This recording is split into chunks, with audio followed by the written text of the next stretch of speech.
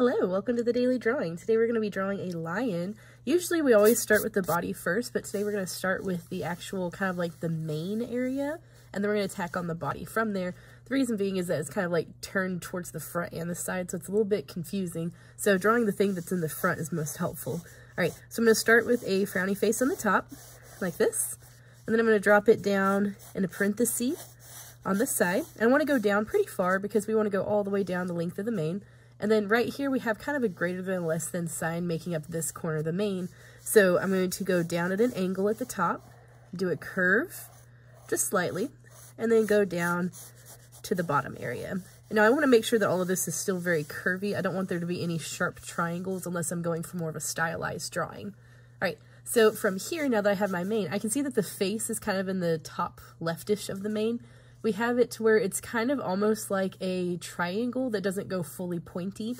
So what I'm going to do is I'm going to first start off with a small flat line like this. And then I'm just going to go down a little bit. You want to go more than halfway down. So somewhere where it gets to where it's above the like neck area. But you're aiming for drawing a line wherever you want the bottom of this chin. And then after you're kind of like drawing an equal sign. This part should be wider, this part should be smaller. Then what I would suggest doing is just draw like a slight parenthesis on both sides, like this. This is just going to really help us get that shape in there to get the head shape. All right, now that we have the head shape and we have the mane shape, we're going to go ahead and focus a little bit more on the face itself. Now we will come back and add the ears here in just a moment.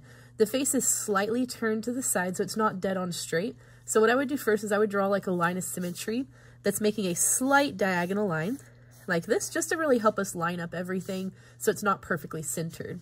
All right, now we have the muzzle. The muzzle is made up of like this whole area right here, but an easy way to kind of separate that muzzle out is we have these two kind of larger, I don't think they're cheeks, but just like the front of their muzzle makes this kind of W shape. So what I would do first, and notice that it kind of sticks out on this side of the head right here, and then it's kind of flat right here, is I would start on the side of the tip of the muzzle right here, with just kind of like drawing like a backwards J or a parenthesis until it gets to the center. And then we're just going to frown it down and make another big smile like this.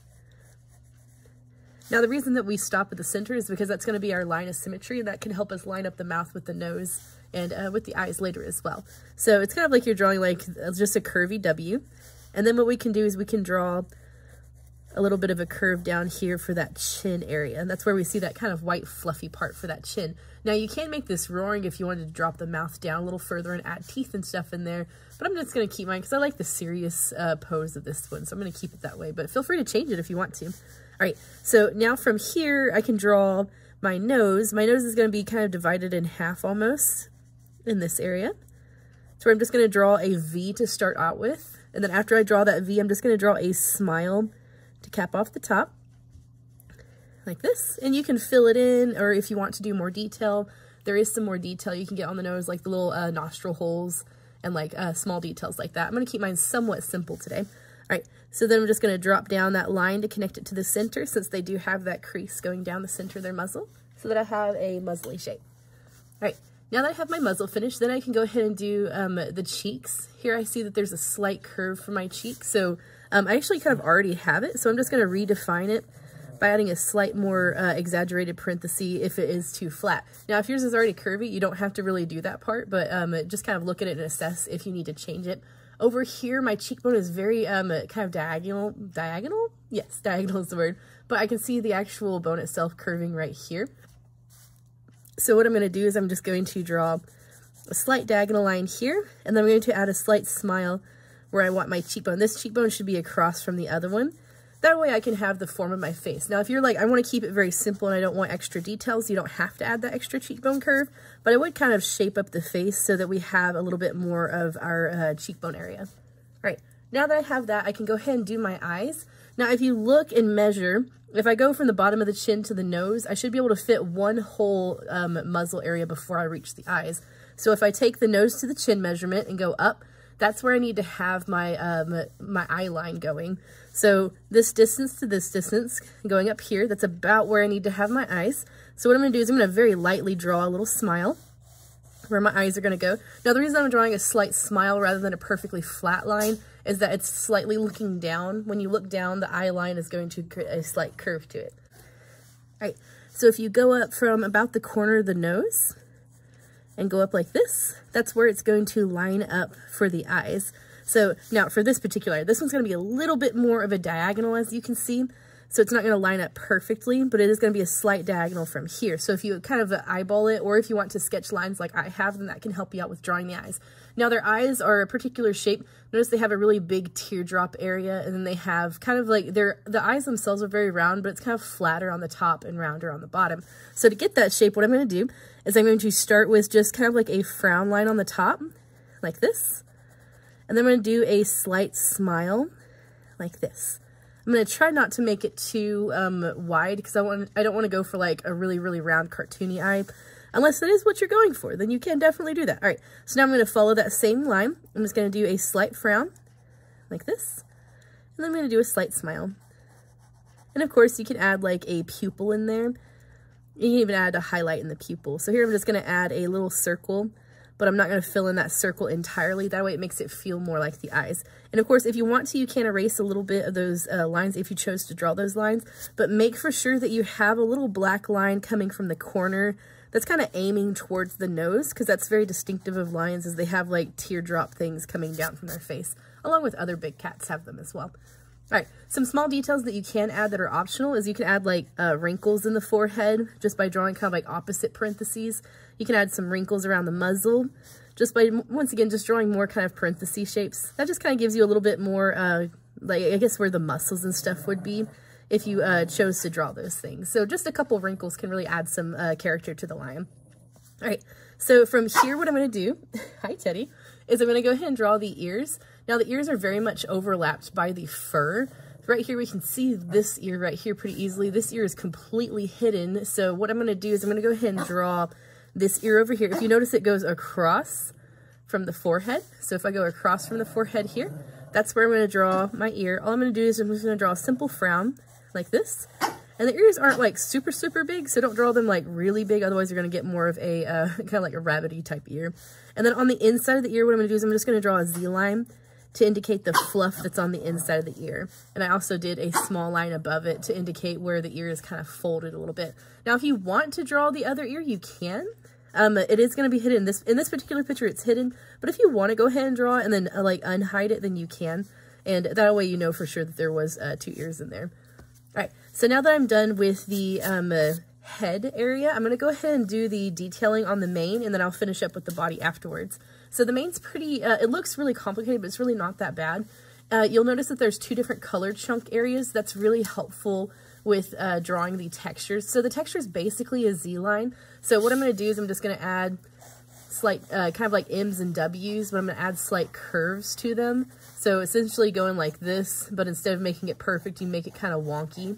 And the more wonky you make it, the better. I'm also going to throw in some hatch lines like this every now and then when I draw in the mane. So just sometimes breaking up those Z lines with those little kind of hatch lines can really kind of add to the texture. You can always go back and add some hatch lines inside the Z lines as well, just to really make it look fluffier.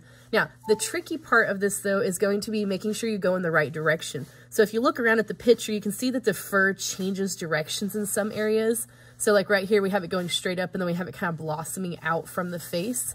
Here we have it kind of going, almost curving upwards, which is kind of unique. And then over here, we can see that it's curving down, and of course, gravity is pulling it down to face downwards. Here you can see that the floof is kind of blossoming out. So what I'm going to do first is I'm going to start off with this area right here where it's a lot shorter. So my suggestion is just work from the front to the back, or you can work from the back to the front, it's up to you. But I'm just going to do small, almost giving him kind of like a weird mohawky thing. So we're just going to draw a few shorter textures. Now notice that I'm kind of curving them out and away from the center. These are going kind of straight, these are curving out in this direction. So really pay attention to what direction you're drawing those Z lines. So I'm going to add a few more of those Z line hatch lines. Just slowly making my way out to the outside. Now, you want to do this in layers. You don't want to do this just like one huge spike coming from here. Otherwise, it looks a little bit awkward. And we want to try to avoid looking awkward on the picture. Now, if you want to, you can lightly erase the top of the mane area before you add this texture. That way, it doesn't interfere with your lines. Because otherwise, it might look a little awkward having like a little perfectly smooth line curving down. All right, now it's very important to consider gravity in this situation. So gravity is going to pull down those textures. So notice that I'm slowly angling them downwards instead of making them perfectly straight up. That's just to really help emphasize the fact that the gravity is pulling down the mane, and it gives it more weight and it makes it feel more believable. All right, now the mane does get a little messed up in front of the ears. The ears are pushing the mane forward, which is why they face a slightly different direction.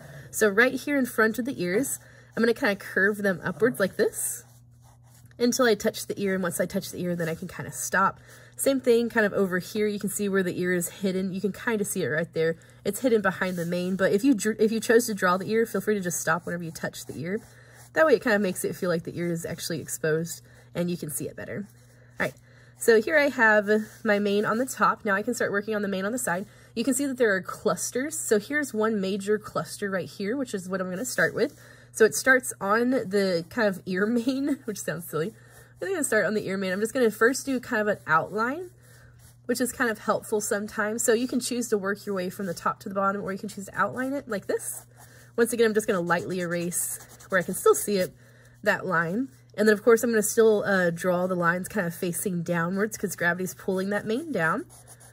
And then of course you can add some of that texture on the inside.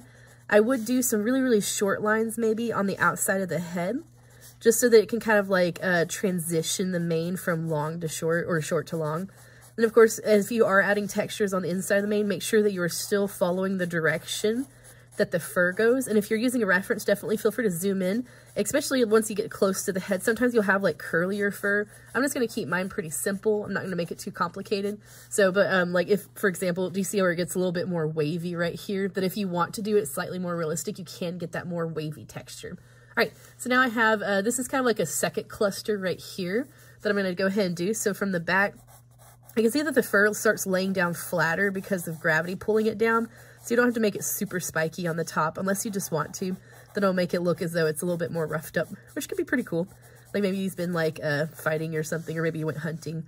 All right, and then now that I got that third cluster, now I can do my final cluster, which is going to go all the way down here. I'm just going to add some of that longer fur. All right. Now, when we get to the body part, what we're going to do is we're going to definitely use some measuring skills to make sure that we don't make the body too big or too long at this point. This does have a lot of overlap in it, so as we're looking at it, we can see that the body is being overlapped by the mane itself. So what we're going to do is I'm actually going to go ahead and start with the body first, and then I'm going to add the legs from there.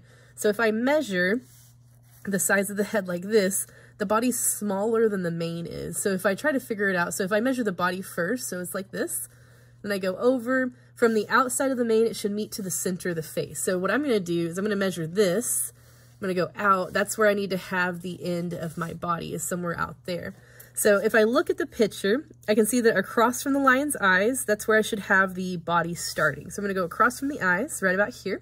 So I know that it needs to go from here, curve up, and then curve down by the time I get to this point here. So what I'm going to do, and I can see that there's a slight arch to the back, and then we have a curve at the thighs that goes down.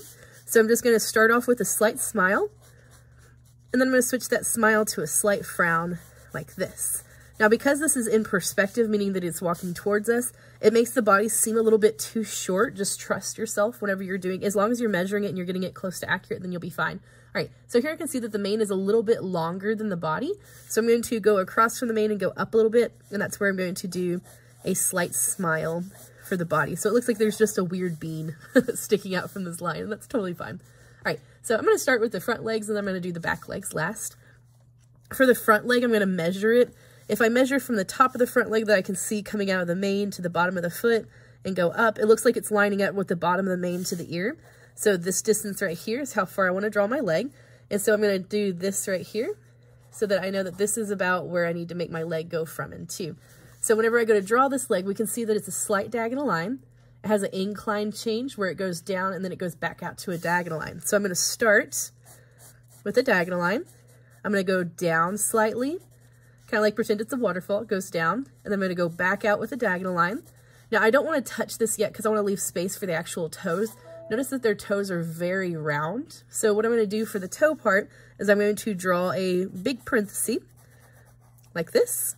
And then anywhere that you see an additional toe, you're just going to add an additional parenthesis. So here I can see kind of 1, 2, 3, 4. These two are really close together. So I'm actually going to move that over a little bit to put them closer. like this. And then of course I'm going to add, there's my second toe, and here's my fourth toe? I don't know, there's 4 toes, yes. All right, so make sure that these are pretty big. Lions have really huge paws, so make sure that's not too small and dainty, because otherwise it might kind of lose the impression of it being on a lion. All right, so then all I'm going to do is, I can see that the mane actually kind of goes underneath the armpit area, so all I'm going to do is I'm just going to draw somewhere in between the mane and the body. I'm just going to go ahead and mimic the line that I drew before, so it goes kind of at a diagonal line, and then has a slight increase where it changes directions like this. Since he's stepping forward, he's putting the weight on the paws. If you want to add claws, you can. You just add like little curved lines for claws. That's optional though.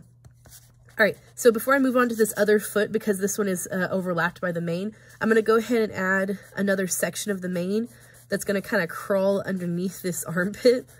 And of course, it's going to overlap the arm as well. So I'm just adding some of that texture just to really add that overlap.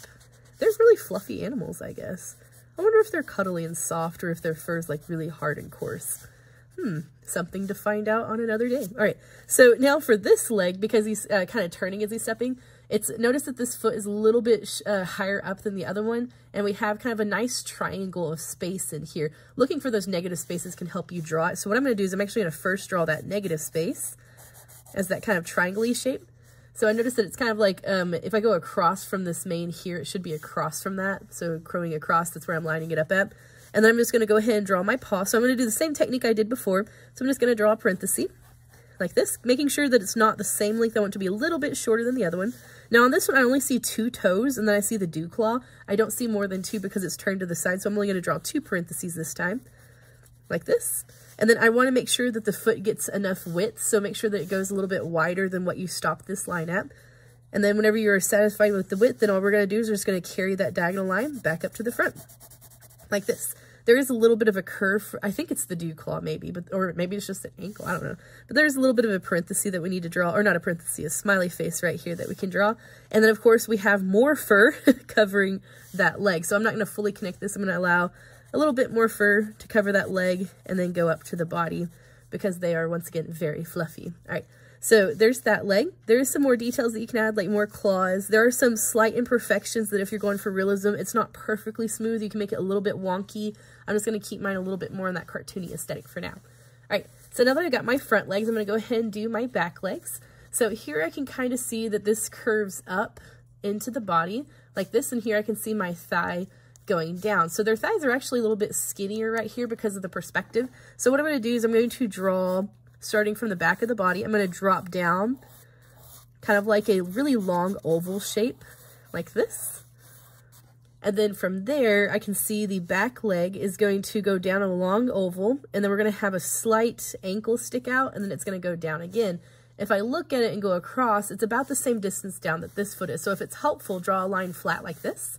That way we know how far down we need to draw that leg. All right, so from the back of the thigh, what I'm going to do is I'm going to go down a little bit and then draw a slight smile, kind of like you're drawing the letter J. And this is going to be the ankle area. And if it helps, kind of go across to figure out how far down you need to make your ankle. So the ankle should be somewhere across from here, which I need to move mine up because it's a little too far down. So where this intersects right here, if I go across, that's about where I need to have my ankle. So I'm going to scoot my ankle up just a little bit so that I don't have too long of an ankle. So always use your other legs or the other things that you already have drawn to help you position the rest of it.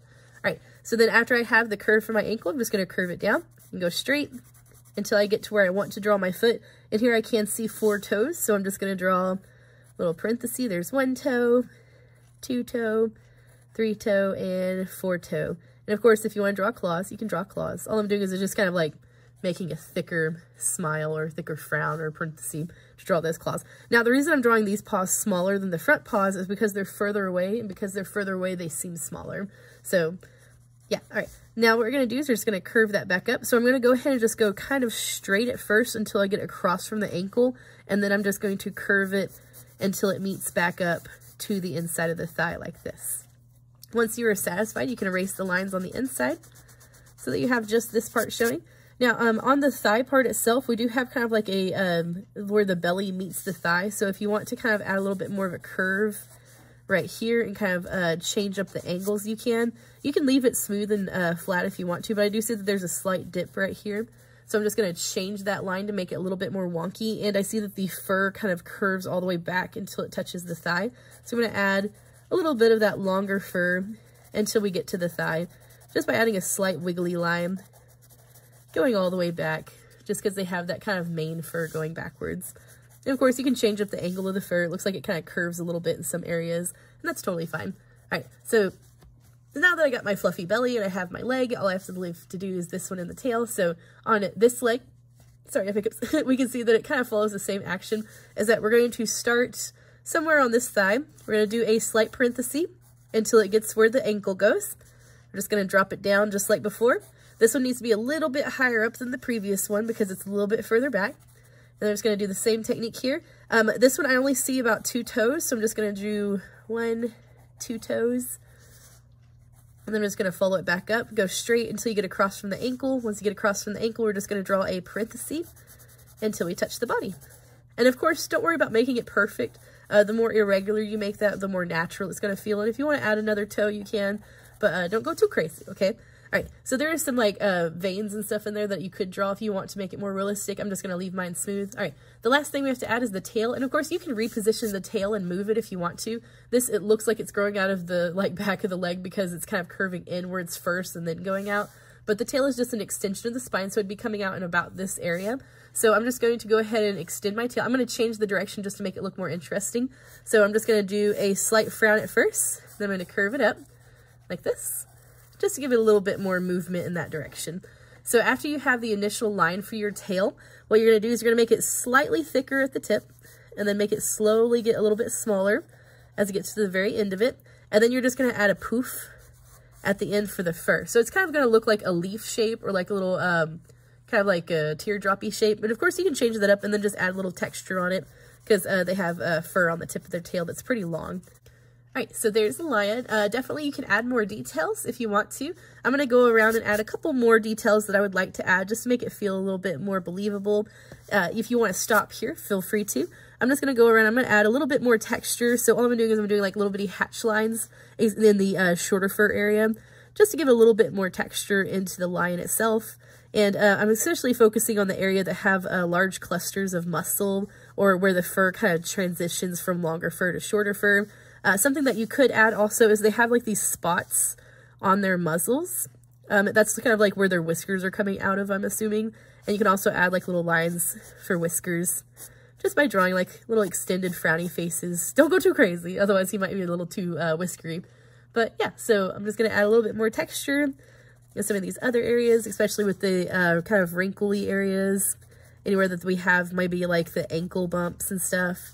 And then afterwards, I'm just going to add a little bit of shading. Something that I would suggest if you are shading it or if you are coloring it, they do have like white eyeliner, which I think looks so cool. So if you are choosing to shade it, really leave that kind of white space below their eyes because that's very distinctive of this particular type of lion anyway, which I really think looks really cool. So, and they also have kind of like white on the tip of their muzzles. So if you are choosing to shade it, I would kind of see if you can emphasize that by maybe making the rest of it look a little bit darker around it, just to make it kind of pop more. All right, so I'm just going to add a little bit of shading in some of these areas, especially with the mane where there was like those sections of mane. I'm going to really try to pop those values to kind of like make those sections kind of stand out a little bit more. So, which of course, once again, always optional. You don't have to do the shading part. I just particularly like doing the shading part because I think it makes it stand out more and it makes it just a little bit more bold. Now, as you are shading, you might notice that some of your details get lost. If that worries you, feel free to go back and draw your details just a little bit darker, or you can always use your eraser to kind of like go back and erase in some of those details. So like, depending on how much of your eraser you have or how sharp your eraser is, you might be able to get some really fine hair textures, which would look really, really cool, I think. I've seen some people have like electric erasers, which I don't have an electric eraser, but they look really neat. And you can get like really tiny erase lines, which look really fascinating. All right, so I think I'm going to call it quits there. I do like how the shading has had a little bit more emphasis on some of those muscle structures and stuff. All right, so there's how to draw a lion. I hope you guys had fun, and I would love to see your guys' creations. All right, have a good day. Bye.